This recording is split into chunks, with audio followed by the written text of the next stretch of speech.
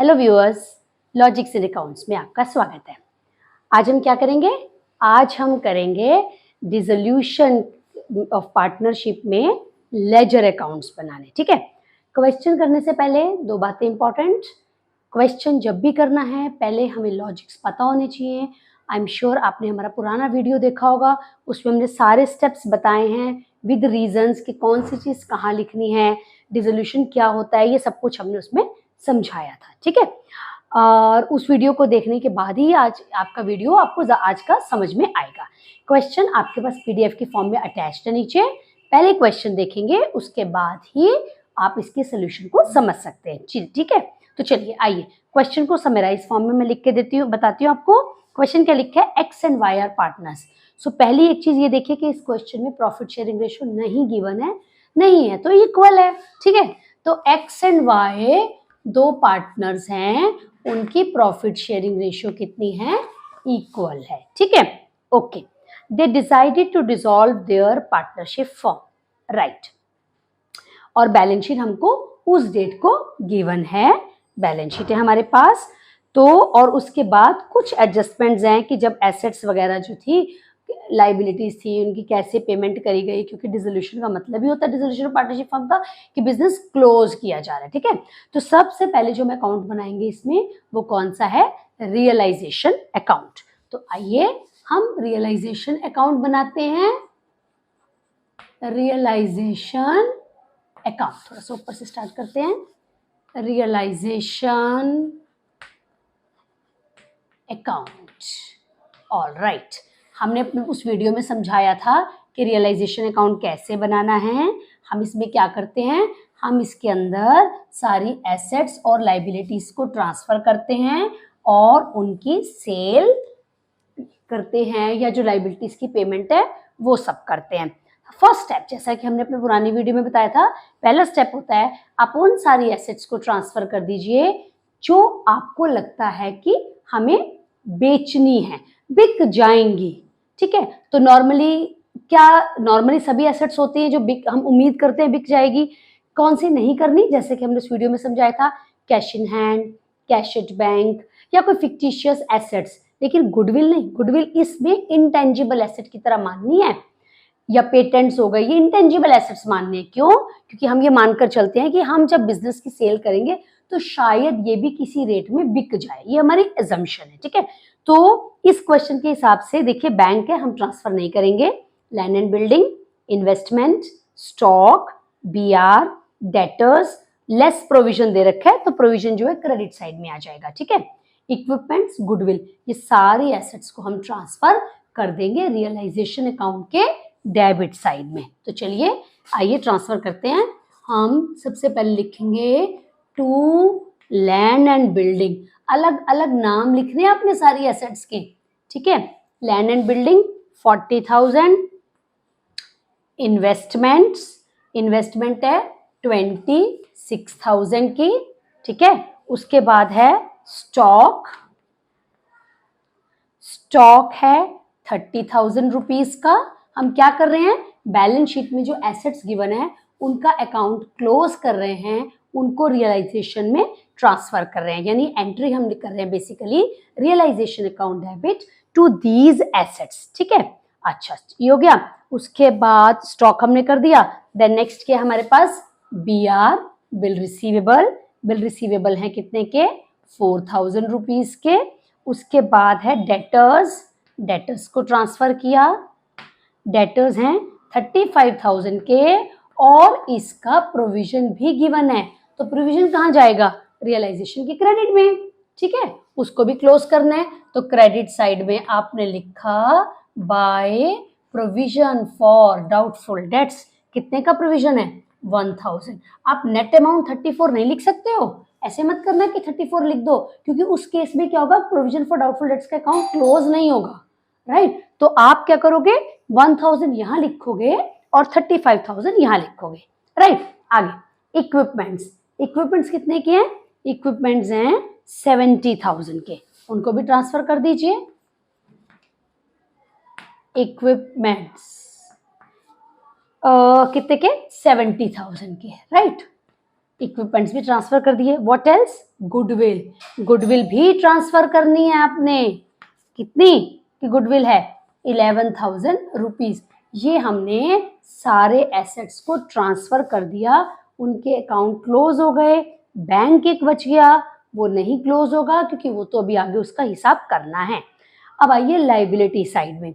Liabilities में हमारे पास क्या क्या है और कौन सी लाइबिलिटीज लिखनी है? एक्सटर्नल लाइबिलिटीज, बाहर वालों की लाइबिलिटीज।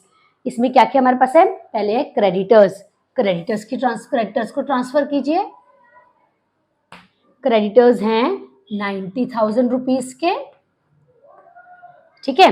रिजर्व्स, ये तो पार्टनर्स में डिवाइड करने हैं तो इसको मत लिखिए।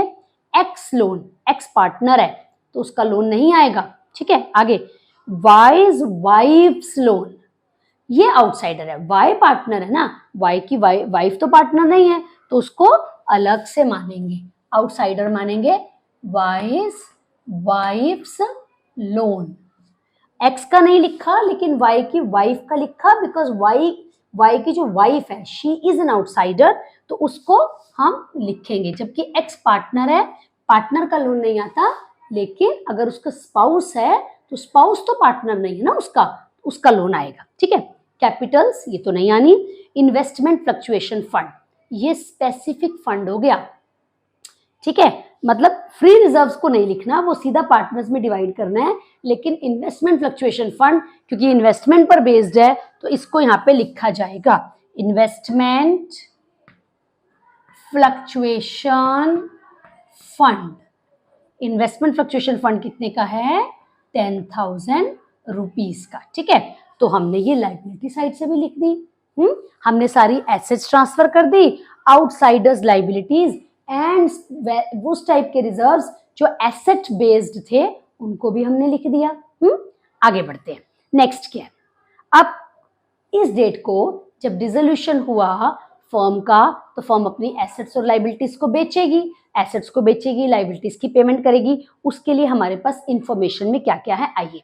First information, there was a small piece of asset for ₹4,000 found unrecorded.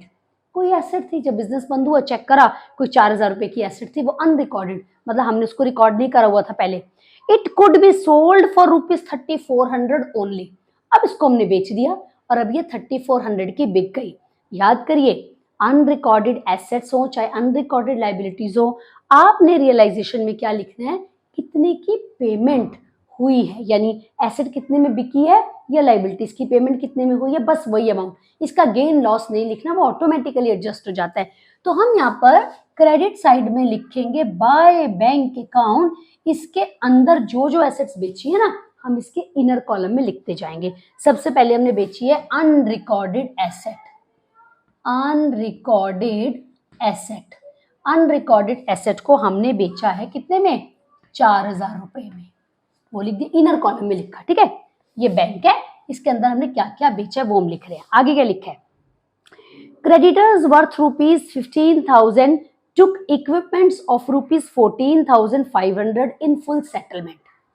Creditors worth ₹15,000, 15,000 के क्रेडिटर्स थे। वैसे टोटल क्रेडिटर्स कितने के? 90। अब 90 में से बता रखा है, 90 में से एक हिस्सा है क्रेडिटर्स का 15,000 का। दे टुक इक्विपमेंट्स ऑफ ₹14,500।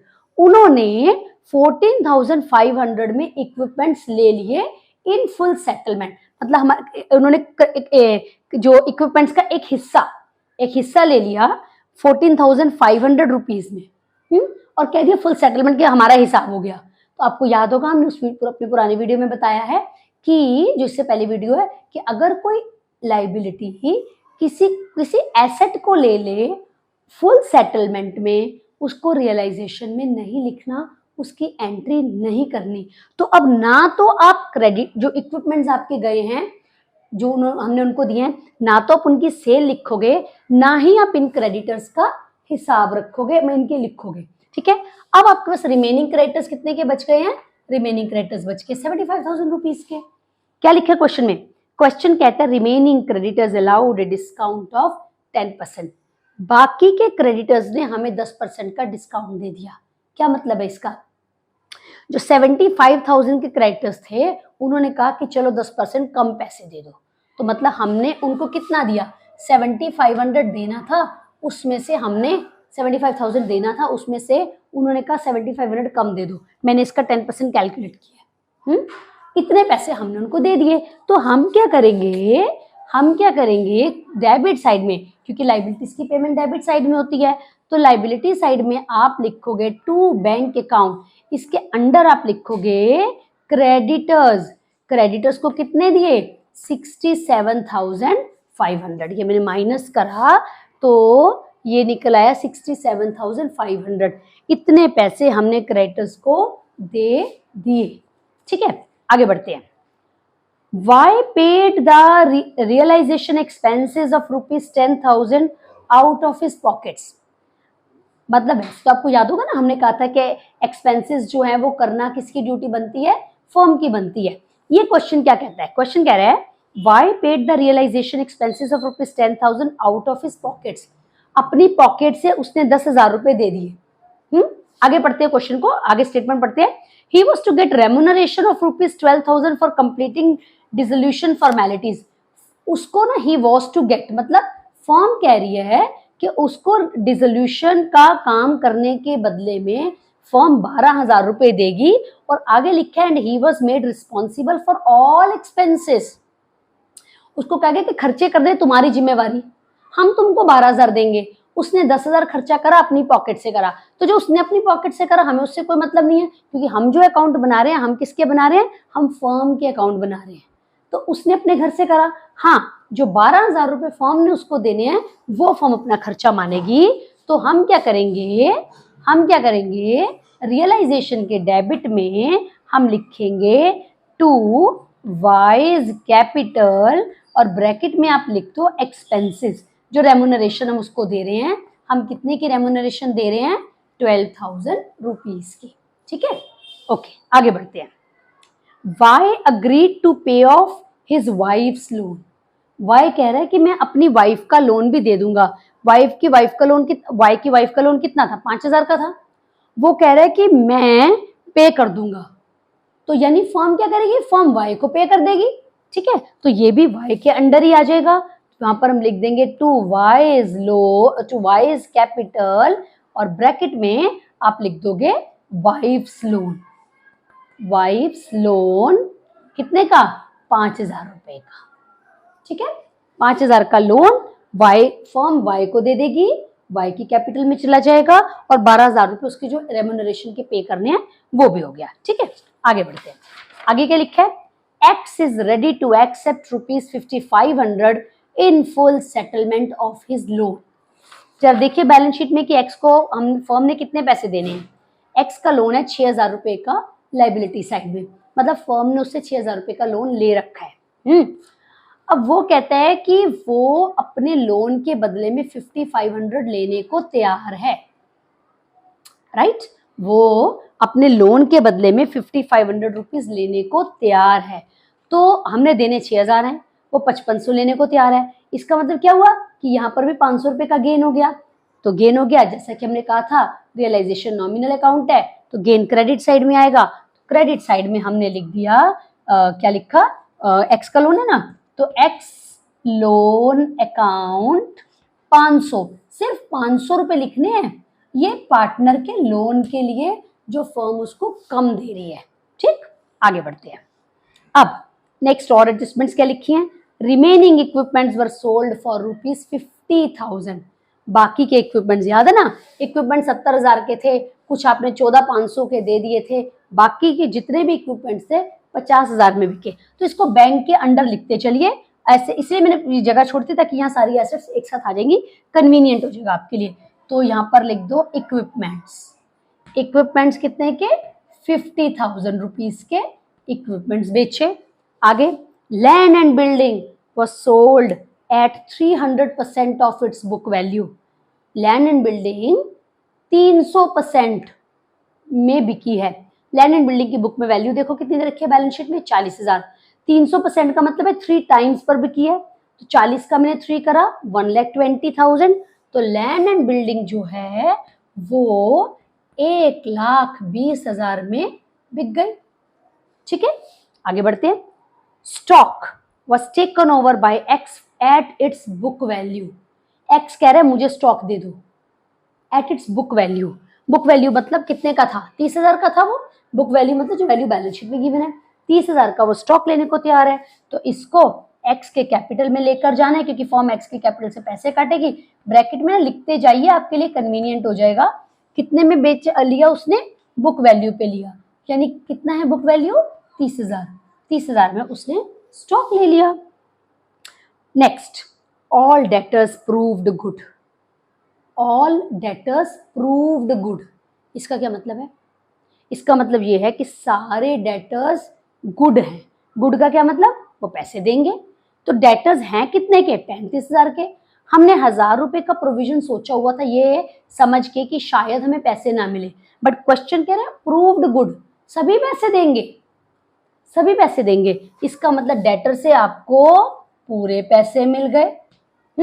डेटर से पूरे पैसे, डेटर्स हैं कितने के, 35,000 के, पूरे 35,000 डेटर से हमको मिल गए। ठीक है, आगे बढ़ते हैं। अच्छा, अब आगे लिखा है investment was sold for ₹25,000। Investment जो है वो 25,000 की बिक गई। हालांकि हमने उसका एक फंड भी बना रखा था, पर कोई नहीं, जितने में बिकी हमें तो उससे लेना देना है। इन्वेस्टमेंट फ्लक्चुएशन फंड अकाउंट तो ऑलरेडी क्लोज कर चुके हैं। 25,000 में बिकी है तो लीजिए, हमने 25,000 रुपए क्रेडिट कर दिए। ठीक है, आगे बढ़ते हैं। अब आगे देखो, क्वेश्चन में लिखा हुआ है बीआर। बीआर के बारे में क्या कहा है, उससे भी हमें बुक वैल्यू रिसीव हो गई। तो मतलब बीआर से भी बुक वैल्यू रिसीव हो गई, तो बीआर की बुक वैल्यू कितनी है, 4,000 रुपए। ठीक है, अच्छा, nothing could be realised from goodwill. Goodwill से कुछ नहीं मिला, मतलब जीरो में बिकी, तो छोड़ दीजिए उसको, जीरो में बिकी तो।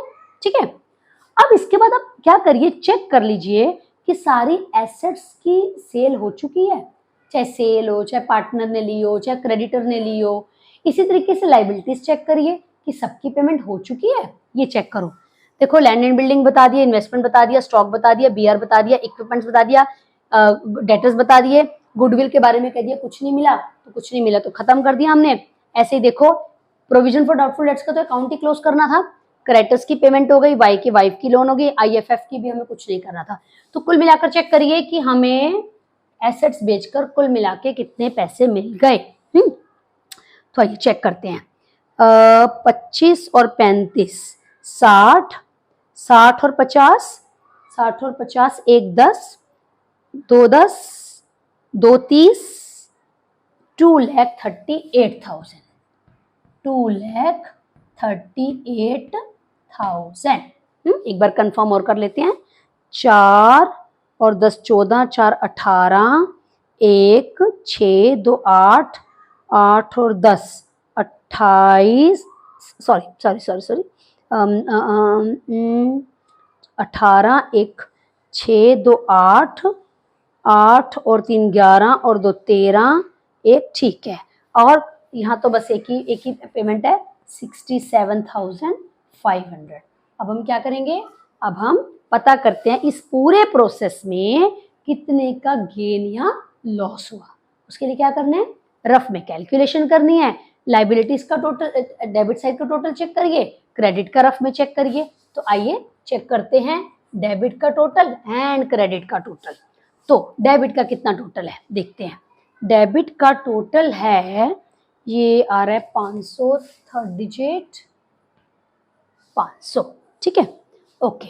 6 4 10, 5 15, 1 16, 16 और 7, 16 और 7 23, 23 और 5 28, 28 और 2 30, 3 कैरी, 3 और 4 7 और 2 9 और 3 12 और 3 15 और 7 22, 1 23 और 6 29 और 1 30, 3,05,000। एक बार और कंफर्म कर लें, कहीं हमसे गलती तो नहीं कोई हो गई।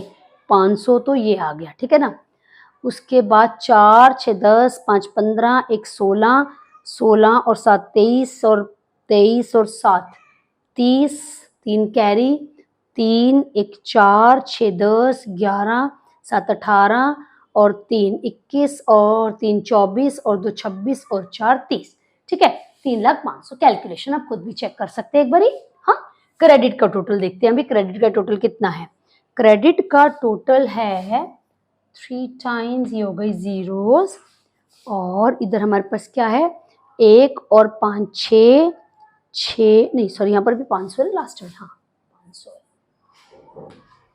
500 500 है ना इधर। ठीक है, तो हाँ जी, 1 और 5 6 6 और 8 14 14, एक कैरी और 10 11 और 3 14, एक कैरी 3,44,500। एक बार और कस चेक कर लें कि गलती तो नहीं हो गई कोई। ये हो गया हमारा 500, तो ये आ गया।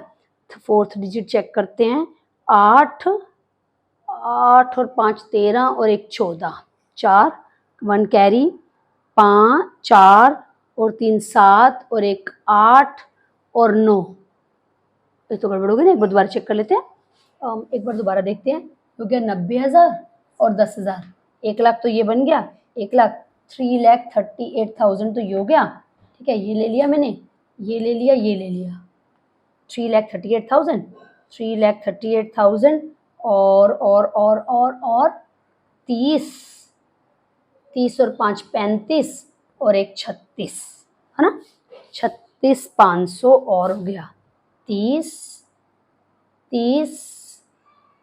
और 5 35 1 36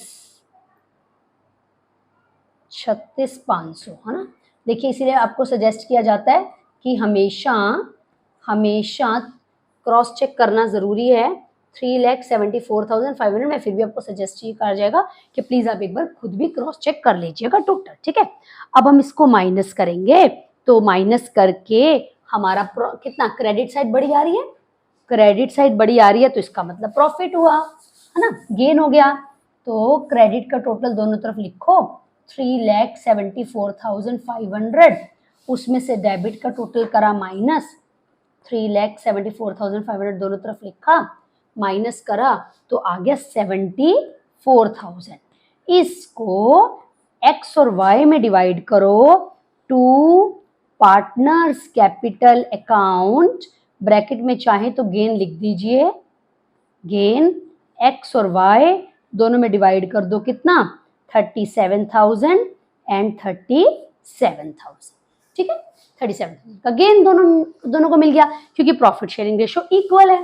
ठीक है, मेरा ख्याल है यहाँ तक आपको समझ में आ गया।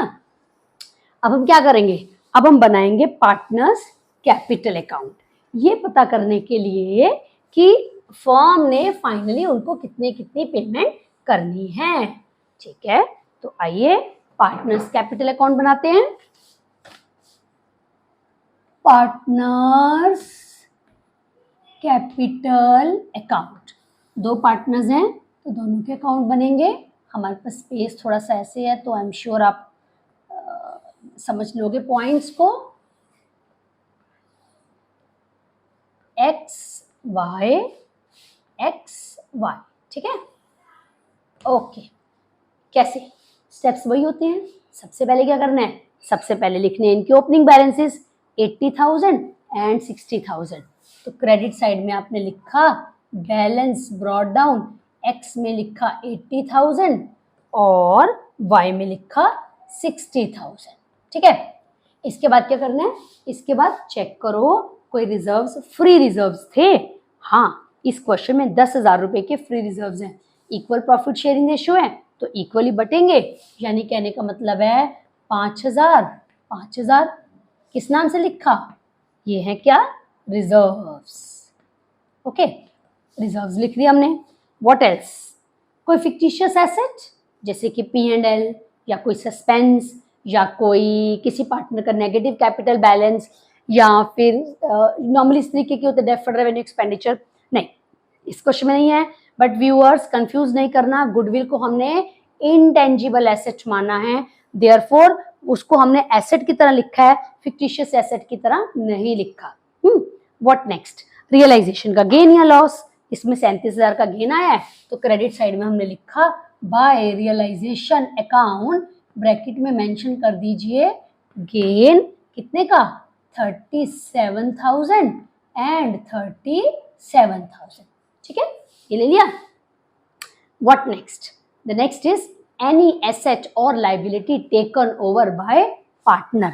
चेक करते हैं, अगर आपको याद हो इस क्वेश्चन में एक्स ने लिया था स्टॉक, तो फर्म उसकी कैपिटल से काटेगी यानी उसकी कैपिटल डेबिट हो जाएगी, तो डेबिट साइड में लिखो टू रियलाइजेशन अकाउंट, ब्रैकेट में मेंशन कर दीजिए व्हाट, स्टॉक, कितने में लिया था उसने स्टॉक, उसने स्टॉक लिया था 30,000 का। और कोई एसेट यहाँ आप चेक कर सकते हो क्रेडिट साइड में नहीं।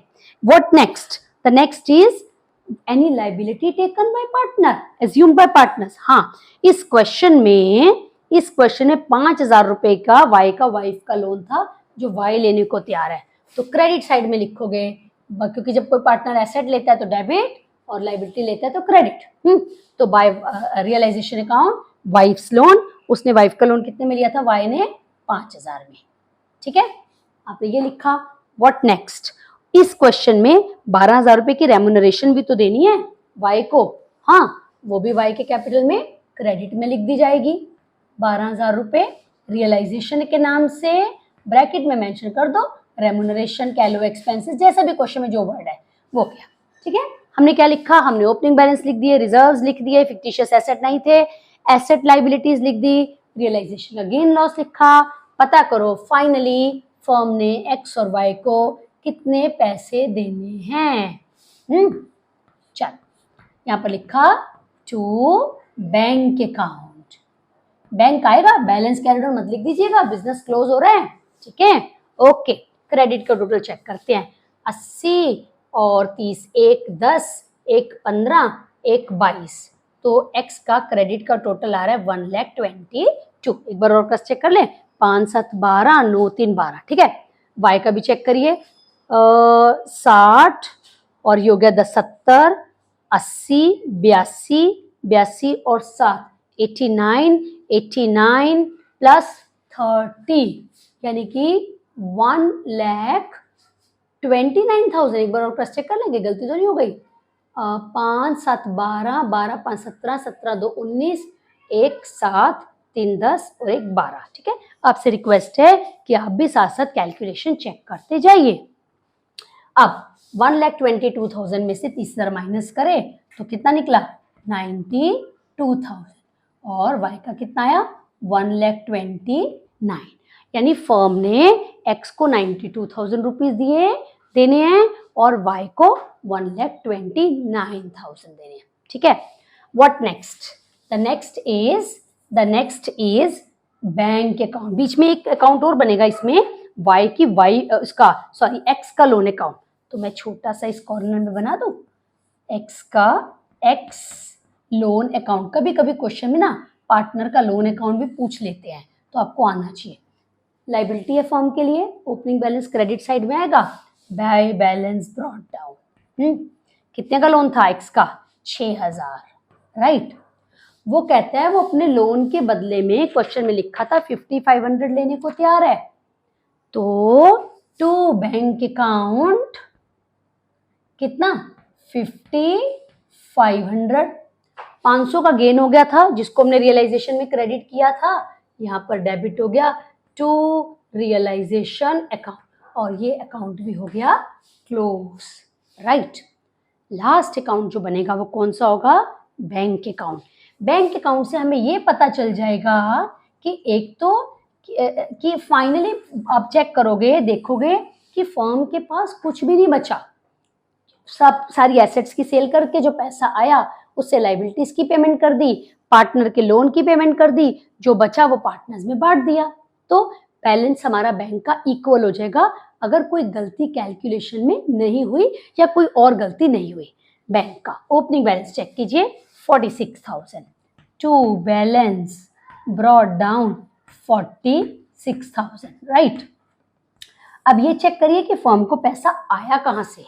इस क्वेश्चन में फर्म ने एसेट्स बेचकर 2,38,000 रुपीज फर्म के पास आए थे। तो डेबिट साइड में लिखो to realisation account, to realisation, bracket में लिख दीजिए सन्ड्री एसेट्स, मतलब सन्ड्री सारी एसेट्स बेच के जो पैसा मिला था वो कितना था, 2,38,000। अब पेमेंट कहाँ कहाँ करी, एक तो फर्म ने क्रेडिटर्स को पैसे दिए थे, कितने याद है ना, 67,500। तो क्रेडिट साइड में लिखिए by realisation account, by realisation account, bracket में चाहिए तो मेंशन कर दीजिए, क्रेडिटर्स को दिए थे 67,500। अच्छा, एक्स के लोन के 5,500 दिए थे, ये भी लिखो, 5,500 हो गया एक्स का लोन, किस नाम से, बाय एक्स लोन अकाउंट, उसके लोन के दिए 5,500 रुपए। इसके अलावा क्या करा, पार्टनर्स को दिए, पार्टनर्स को कितने दिए ना, एक्स को दिए 92,000 रुपीज और वाई को दिए 1,29,000। यहाँ पे लिखा हमने by X capital, by Y's capital, ठीक है। इस तरीके से बस, और तो कोई पेमेंट कहीं से ना आई ना गई। अब चाहे तो चेक कर लो रियलाइजेशन, जहां जहां बैंक आया वो सब बैंक में आ गया, ये लिख लिया, यहाँ पर बैंक में ये सारी चीजें लिख ली, यहाँ पर बैंक में एक्स और कैपिटल के जो बैलेंसेस आए थे वो लिख लिए, एक्स के लोन में बैंक में लिख लिया। इसके बाद आप चेक करोगे कि हमारी क्या होगा, दोनों साइड आपस में मिल जाएंगी। अगर कोई गलती नहीं करी है, अगर कोई एसेट या लाइबिलिटी क्वेश्चन के हिसाब से जैसे दे रखा है उसकी ट्रीटमेंट में गलती कोई नहीं हुई है या कैलकुलेशन में कोई गलती नहीं हुई, तो आप चेक करोगे कि आपका बैलेंस इक्वल हो जाएगा, ठीक है। आप इसकी कैलकुलेशन आप पर छोड़ दी जाती है, आप चेक कर लीजिएगा, राइट। और आई होप कि ये आपको सारा कॉन्सेप्ट, बहुत अच्छा क्वेश्चन है ये, इसमें हमने बहुत सारी बातें लेने की कोशिश करी है, बहुत सारी एसेट्स, एक क्विक समरी में देखें, एसेट्स को ट्रांसफर करा, लाइबिलिटीज को करा, एसेट्स की सेल, लाइबिलिटीज की पेमेंट, गेन या लॉस पता करा, कैपिटल अकाउंट में ओपनिंग बैलेंस लिखा, रिजर्व्स लिखे, रियलाइजेशन का गेन लॉस ट्रांसफर करा, पार्टनर्स ने जो एसेट्स और लाइबिलिटीज ली हैं उनकी एंट्री कर दी हमने, पता कर लिया फाइनल पेमेंट कितनी करनी है, ठीक है। और फिर बैंक में देखा कि इस सारी पेमेंट हो जाए and we should not have any balance in the last of bank, ना डेबिट में क्रेडिट में अगर कोई गलती नहीं है तो बैलेंस इक्वल हो जाएगा, ठीक है। सो व्यूअर्स, आई होप ये सारा कॉन्सेप्ट आपको समझ में आ गया होगा। अच्छे से क्वेश्चन पढ़िए, पहले एक एक स्टेप को पढ़ो, एक एक स्टेप को देन सोल्यूशन देखो, 2 बार 3 बार देखिए समझने के लिए, लेकिन इससे पहले याद से जो हमने पहले वीडियोस जिसमें कॉन्सेप्ट क्लैरिटी के लिए वीडियोस डाले हुए हैं उनको जरूर आपने देखना है, ठीक है। हम अपने नेक्स्ट वीडियो में हम जर्नल एंट्रीज की अब प्रैक्टिस करेंगे। हमारे चैनल को लाइक करते रहिए, सब्सक्राइब करते रहिए और नेक्स्ट वीडियो का वेट कीजिए जिसमें हम जर्नल पे फोकस करेंगे। Till then, goodbye all of you.